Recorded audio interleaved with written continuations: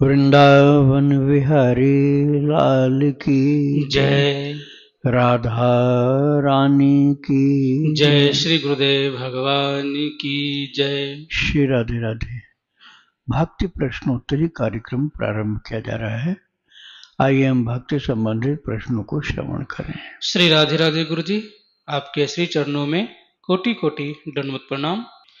मुंबई से गुरु जी, इनका प्रश्न है, मेरी माता जी ने मुझे गंगा सागर की रज दी थी, क्या ग्रहण के दिन थोड़ी सी पानी में डाल के नहा सकते हैं और उस रज का क्या उपयोग करना चाहिए, कृपया मार्गदर्शन करें।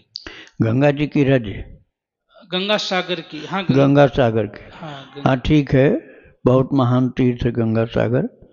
वो आप घर में अब स्नान करना चाहो तो नाली के पास मत करना स्नान। ऐसी जगह करना कि पानी नाली में नहीं जाना चाहिए, क्यारी में जाए, कोई जमीन में जाए, ऐसे बिना नाली के, नहीं तो थोड़ा सा दोष होता है।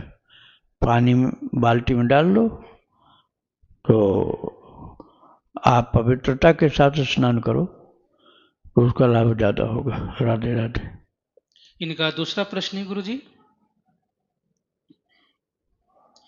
भगवान रामानंद जी के चरित्र में आपने बताया कि अनंतानंद जी ब्रह्मा जी के अवतार हैं और नाभा जी को भी ब्रह्मा जी का अवतार कहते हैं और नामाचार्य हरिदास जी को भी ब्रह्मा जी का ही अवतार बताया जाता है। तो क्या ब्रह्मा जी ने 3 बार अवतार लिया है? अगर हाँ तो क्यों? इसके पीछे कोई नहीं, ये बात नहीं है। 3 बार ब्रह्मा जी नहीं आए। ब्रह्मा जी तो वहीं रहते हैं ब्रह्मलोक में ही, लेकिन उनका अंश अवतरित होता है। उनका अंश ही, जैसे सुखानंद नाम के पार्षद थे 12 महाभागवतों में, तो शिव जी के अंशावतार थे। ऐसे प्रहलाद जी के अंशावतार कबीर थे, धर्म जी के अवतार रैदास जी थे। तो ये अंशावतार होते हैं। एक साथ कई अंशावतार हो सकते हैं। जैसे राजा जनक, नानक जी जनक जी के अंशावतार थे। विठल पंत जो ज्ञानेश्वर जी के पिताजी थे, वो भी राजा जनक जी के अंशावतार थे। तो ये भगवान के जो विभूति होते हैं, पार्षद होते हैं, उनमें ईश्वरीय शक्ति होती है। ये कई रूप धारण कर सकते हैं। राधे राधे। इनका आखिरी प्रश्न है, भगवान के प्रसादी तिलक जो हम अपने माथे पे लगाते हैं वो सूखने के बाद झड़ जाते हैं, तो क्या इसका अपराध लगता है? नहीं नहीं, इसलिए नहीं लगेगा अपराध कि अब ये झूठा हो गया हमारा। हम जो चंदन लाए थे वो हम उठा के फेंकें तब दोष लगेगा। अब हमने उसको अपने शरीर में लगा लिया ना, तो शरीर में लगा लिया तो अब तो हमारे शरीर की मैल जैसा हो गया ये, क्योंकि इसमें पसीना लग रहा है। पसीना से एकदम तर हो करके या तो पिघल के बहता है या सूख करके गिरता है। तो अब ये हमारे शरीर की वस्तु हो गई। अब ये तीर्थ वाली चीज तो तब तक थी जब तक हमने अपने शरीर पर नहीं लगाया था। तो अब ये कहाँ गिर रहा है उसको संभालने की जरूरत नहीं है आपको। राधे राधे। प्रश्न है गुरु जी, गुरुदेव आपने बताया कि श्री कृष्ण शरणम मम मंत्र है। मैंने सुना है कि मंत्र केवल जपा जाता है, पर क्या श्री कृष्ण शरणम मम मंत्र का कीर्तन भी कर सकते हैं? मुझे यह मंत्र का कीर्तन करना बहुत अच्छा लगता है। बस कीर्तन के समय कृष्ण की जगह कृष्णा निकलता है, तो क्या यह उचित है और इसका कीर्तन कर सकते हैं? देखो, यदि ये करना है तो शुद्ध उच्चारण से करना चाहिए।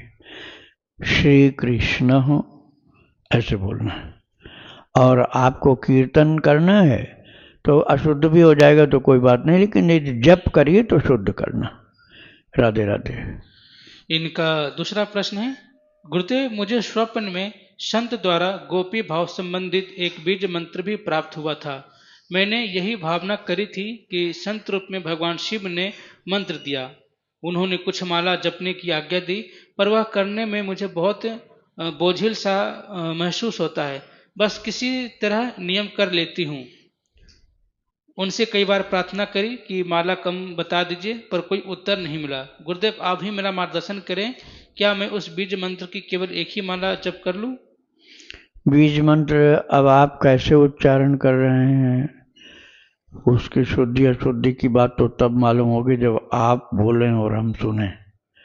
तो इसलिए वो तो हम अभी नहीं कह पाएंगे, लेकिन यदि उच्चारण आपका शुद्ध है तो एक माला कर सकते हैं। राधे राधे। मनोज कुमार जी हैं दिल्ली से, इनका प्रश्न है, महाराज जी, मैं आपकी और राधा रानी की कृपा से नित्य प्रतिदिन भक्त चरित्र और भक्त प्रश्नोत्तरी सुनता हूँ। मेरा प्रश्न है कि महाराज जी, मेरे घर में ठाकुर सेवा नहीं है। मेरी बहुत उत्कट इच्छा है कि मैं भी युगल को लड़ाऊं, लेकिन नौकरी की वजह से समय ही नहीं मिल पाता और पत्नी का सहयोग नहीं है। जो समय मैं निकाल पाता हूँ उसमें नाम जप, कुछ पाठ, नाम लेखन में ही समय पूरा हो जाता है। आपके श्री मुख से सुना है कि शालिग्राम भगवान की सेवा बहुत सरल है, तो मेरी इच्छा है कि मैं शालिग्राम भगवान की सेवा पधरा लूँ और उनको भोग लगा के ही पाऊँ। महाराज जी, मैं आपको अपना शिक्षा गुरु मानता हूँ। महाराज जी, क्या मुझ अधम को आपके श्री हस्त कमल से शालिग्राम भगवान प्राप्त हो सकते हैं क्या? मैं पात्र तो नहीं हूँ, लेकिन फिर भी यह अनधिकार चेष्टा है। कृपया आप मेरा मार्गदर्शन करें। आपको प्राप्त हो जाएंगे, लेकिन वृंदावन आना होगा तभी तो होंगे। हम बताएंगे आपको दुकान और तरीका बताएंगे, वहाँ से आप खरीद के ले आना, फिर उनको ठाकुर जी के चरणों में रखकर आपको दिया जाएगा। और आप पहले से ही लेके आओगे, मान लो शुद्ध नहीं हुए, शालिग्राम भी नहीं हो करके सामान्य पत्थर हुए, तो फिर वो भगवान के चरणों में तो कैसे अर्पण करेंगे? आप भाव से पूजो तो चल जाएगा, लेकिन यहाँ से लेना है तो फिर सही आपको, बाजार में सही भी मिलते हैं, गलत भी मिलते हैं, दोनों तरह के मिलते हैं। तो असली वाला शालिग्राम आपको लाने के लिए एक बार मेरे पास आना, फिर मैं बता दूंगा कैसे कहाँ से लेना होगा, तो आपको यहाँ से मिल जाएंगे। मंदिर से हम नहीं दे सकते हैं, आपको बाजार से ही लाना पड़ेगा।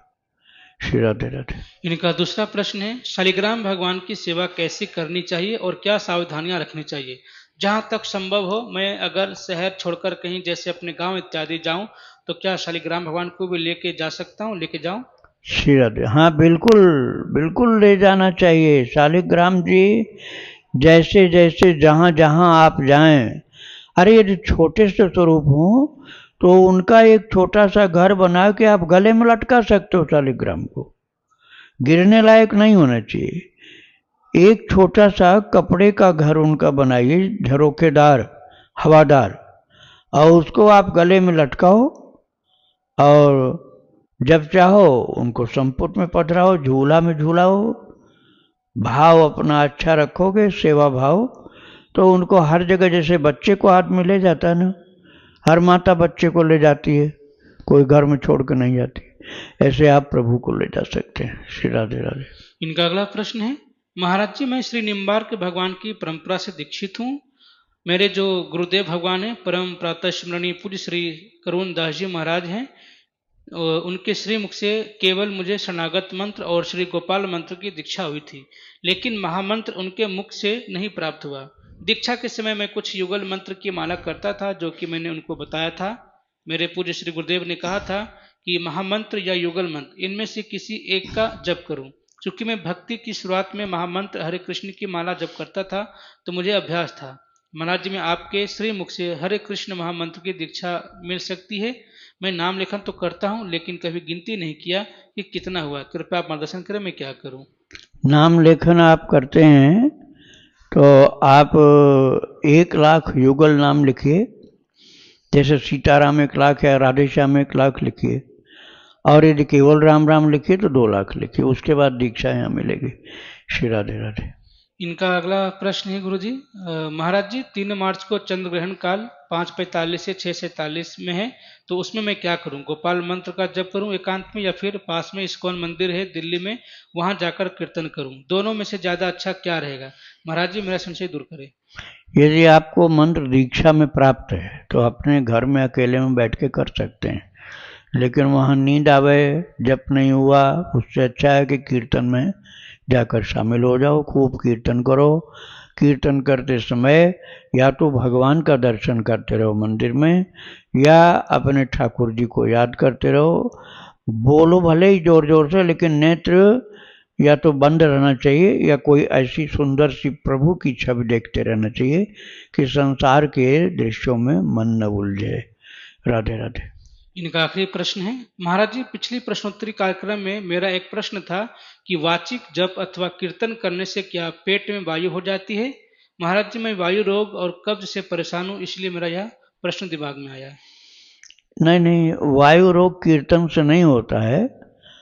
आपको वायु रोग का विकार है भोजन की गड़बड़ी से या नेचुरल ही है ऐसा, तो उसके लिए आप किसी डॉक्टर वैद्य से परामर्श करो। कीर्तन से बीमारी नहीं होती है। आपको जोर से बोलने में ऐसी असुविधा हो तो धीमे बोल कर कर लो। राधे राधे। प्रश्न है गुरुजी, अगर हम ट्रेन में सफर कर रहे हैं और 2 दिन का सफर है, ऐसे में दूसरे दिन स्नान करने के लिए नहीं मिलता, तो सुबह दातुन करके ही कुछ खा पी सकते हैं?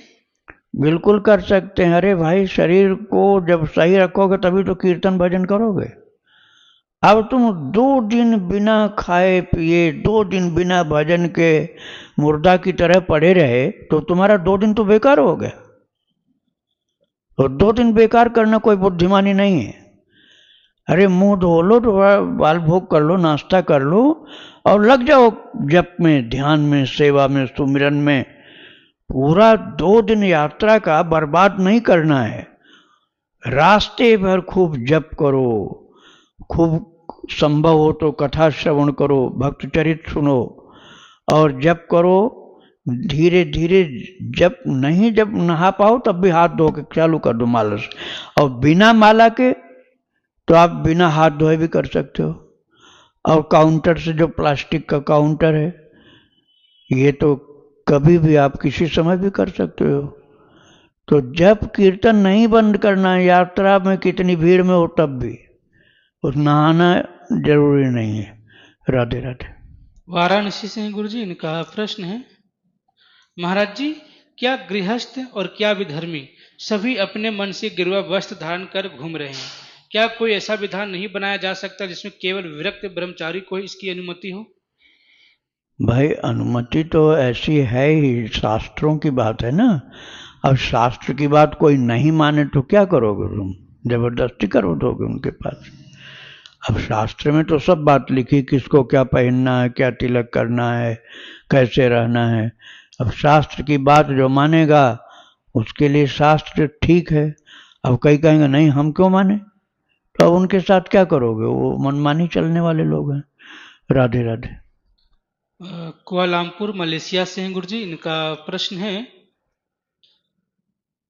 अभी जो 3 मार्च को ग्रहण लग रहा है, तो जैसे कि यहाँ का टाइम भारत के समय से 2.5 घंटा आगे है, तो प्रश्न है कि जैसे 3 मार्च को अपनी जॉब से मैं रिजाइन कर सकती हूँ, तो क्या उस दिन कोई शुभ मुहूर्त है? और भारत वापस आ रहा हूँ, तो कृपया मार्गदर्शन करें। तो क्या शुभ मुहूर्त काहे के लिए चाहिए? मतलब नौकरी छोड़ना चाह रही हैं, वापस भारत आना चाह रही, तो क्या ऐसा कोई शुभ मुहूर्त है 3 मार्च को ग्रहण वाले? छोड़ने के लिए मुहूर्त की जरूरत ही नहीं, चाहे जब छोड़ दो। पकड़ने के लिए मुहूर्त होता है। अब पकड़ने की चीज तो कर नहीं रहे हो, छोड़ना है चाहे जब छोड़ दो। लेकिन ये है कि भगवान की भक्ति करो। मेन टारगेट जीवन का यही है। चाहे नौकरी करो चाहे नौकरी छोड़ो, ये तुम समझो। लेकिन भक्ति यदि नहीं हुई तो सब बेकार हो जाएगा। और आने जाने की बात, भगवान का नाम बोल करके चल दो, यात्रा शुभ होगी। मदन मोहन मालवीय जी महाराज कहते थे, वही पोद्दार जी ने कहा था कि 4 बार नारायण नारायण नारायण नारायण बोल दो, यात्रा शुभारंभ कर दो। अब ये तुम इस भगवान का नाम जपते हो तो नारायण की जगह कृष्ण नाम, राम नाम, सीता राम जो भी जप करोगे वो सब एक ही बात होती, फलदायी वो सब होगा। और पंचांग देखने की क्या जरूरत है? भगवान का नाम जपते हुए चलते रहो। पूरा जीवन यात्रा ही होता है। तो सब समय कल्याणकारी, प्रभु के स्मरण के साथ चलो। राधे राधे। प्रश्न है गुरुजी, मुझसे युगल नाम श्री सीताराम नाम जपने की आज्ञा मिली है, पर मेरा मन सीताराम बिना श्री लगाए लेने में ज़्यादा लगता है। क्या मैं श्री सीताराम की जगह सिर्फ सीताराम नाम जप सकता हूँ? इसके लिए गुरु आज्ञा अपराध या संप्रदाय के गुरुओं के प्रति अपराध तो नहीं बनेगा? कृपया मार्गदर्शन करें। और क्या इसके लिए मुझे पहले गुरु जी से आज्ञा लेनी पड़ेगी? नहीं नहीं, इसमें कोई आज्ञा की बात नहीं। श्री सीताराम और सीताराम एक ही चीज है। श्री भी सीता का ही नाम है, सीता जी का ही नाम श्री भी है। तो आप श्री राम बोल दो तब भी हो गया। आपने बोल दिया श्री राम तो सीताराम हो गया। अब सीताराम बोल दिए तब भी सीताराम, अब श्री सीताराम बोल दिए तब भी। तो सम्मान सूचक श्री मान लेते हैं, इसलिए डबल हो गया। लेकिन इसमें कोई कमी नहीं है, सीताराम बोलिए बिल्कुल ठीक। राधे राधे। रीचा जी नोएडा से, इनका प्रश्न है, महाराज जी संकट नाश के लिए क्या गुरु मंत्र पर्याप्त है या कोई और भी मंत्र करना चाहिए? जो व्यक्ति अनन्य उपासना वाला है, गुरुनिष्ठ है, मंत्रनिष्ठ है, उसके लिए दूसरे किसी मंत्र की जरूरत नहीं है। यदि दीक्षा हुई है तो दीक्षा मंत्र ही पर्याप्त है। और दीक्षा नहीं हुई है तब तो भाई जिस समय जब चाहो वो नाम जप सकते हो आप। राधे राधे। प्रश्न है गुरुजी क्या अशुद्ध अवस्था में सीताराम नाम लेखन कर सकते हैं? अशुद्ध अवस्था में भी कर सकते हैं। ये ध्यान रखना कि नहाना धोना सफाई करना, शरीर को शुद्ध रखने की कोशिश करना, ये तो जारी रखना। अपनी ओर से जानबूझकर अशुद्ध मत बनाओ। और नेचुरल वे में जितना अशुद्ध हो रहा है, लेकिन अपनी ओर से साफ सुथरा रखो शरीर को। और भगवान का नाम जपना लिखना सब चालू रखना चाहिए। तुलसी को स्पर्श नहीं करना, तुलसी के पौधे को, पहनी हुई तुलसी को स्पर्श करना है, लेकिन पौधे को स्पर्श नहीं करना। और श्री विग्रह को स्पर्श नहीं करना। और भगवान का नाम जपना, कीर्तन करना, ध्यान करना, मानसिक सेवा करना, ये सब चालू रहता है। राधे राधे। इनका दूसरा प्रश्न है, गुरुजी हमारे ससुर जी के ताऊ जी के बेटे के यहाँ चौथी पीढ़ी में बेटे का जन्म हुआ है। क्या उसके सूतक हमारे घर में भी माने जाएंगे? उनका घर हमारे घर से काफी दूर है। तो गुरुजी क्या लड्डू गोपाल जी के लिए भी जन्म सूतक मान्य होंगे? ये उनके लिए मान्य होंगे जो भक्ति नहीं करते, नास्तिक हैं जो। उनके लिए तो हजारों सूतक रोजाना लगे हुए जिंदगी भर। और जो भगवान की भक्ति कर रहा है उसको जन्म का कोई सूतक नहीं। हमारे कन्हैया का जन्म हुआ है, ऐसा मानकर खुशी मनाओ खूब। कोई भी जन्म का सूतक नहीं लगेगा। यदि भक्ति करते हो तो मृत्यु का भी सूतक नहीं लगेगा। ग्रहण के सूतक में भी खूब भजन करो, खूब कीर्तन करो, जप करो, लेखन करो। आपको कोई सूतक नहीं लग सकता है जब तक आप भक्ति करते रहोगे तब तक। भक्ति नहीं करोगे तो सब सूतक लगेंगे। राधे राधे। चांदनी शर्मा जी जोधपुर से, इनका प्रश्न है, गर्भवती महिला की आदर्श दिनचर्या कैसी होनी चाहिए जिससे शिशु दिव्य बन सके? भगवान के भक्तों की कथा सुनना परम आवश्यक है। उस माता को जो गर्भवती है उसके बच्चे पर भी असर पड़ता है, उसके ऊपर भी असर पड़ता है। भगवान के भक्तों का चरित्र सुनना कम से कम दिन भर में 3 बार। भगवान का भी चरित्र और भक्तों का भी चरित्र। और झूठ नहीं बोलना, कोई अश्लील चीज नहीं देखना। आपको टीवी में देखना है और मोबाइल में देखना है तो भक्ति संबंधित चीजें देखो। रामायण, महाभारत, गीता, श्री कृष्ण सीरियल, ऐसी चीजें देखो। और कोई गंदा, जैसे कोई गंदा फिल्म का चीज है वो नहीं देखना चाहिए। बच्चे के ऊपर भी असर होगा उसका। इसलिए बड़ा पवित्र जीवन जीना है। जब तक पेट में बच्चा है उसकी जिम्मेदारी आपके ऊपर है। श्री राधे राधे। इनका आखिरी प्रश्न है, आने वाले चंद्र ग्रहण में गर्भिणी को क्या क्या सावधानी रखनी चाहिए? एक तो सोना नहीं है, जब तक ग्रहण लगा तब तक निद्रा बिल्कुल नहीं होनी चाहिए। सावधानी के साथ जगो। बैठने पर नींद आती है तो चल चल करके जप करो, कीर्तन करो। लेकिन जब तक ग्रहण लगा तब तक निद्रा वर्जित है एकदम। श्री राधे राधे। अनुराग जी, इनका प्रश्न है, क्या तुलसी को डंठल समेत तोड़कर चढ़ाया जाता है या बस ऊपरी हिस्सा भगवान को चढ़ाने योग्य होता है? डंठल बिल्कुल भी नहीं तोड़नी है, किसी हाल में तो नहीं तोड़नी। पौधा बिल्कुल सूख गया हो तभी तोड़ी जा सकती। जब तक हरी है तुलसी तब तक डंठल नहीं तोड़ना।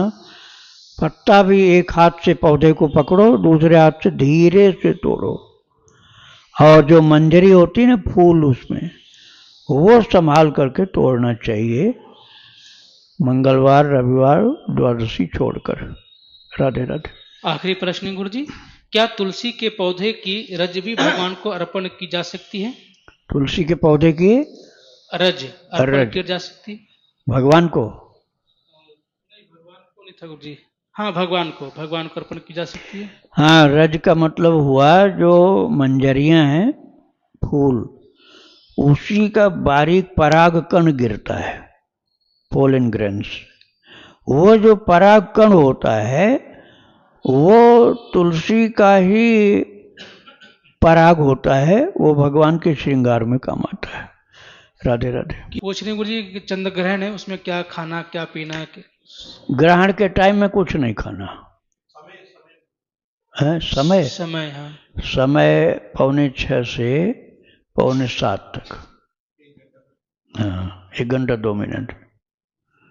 श्री राधे राधे। वृंदावन बिहारी लाल की जय। राधा रानी की जय। श्री गुरुदेव भगवान की जय। श्री राधे राधे।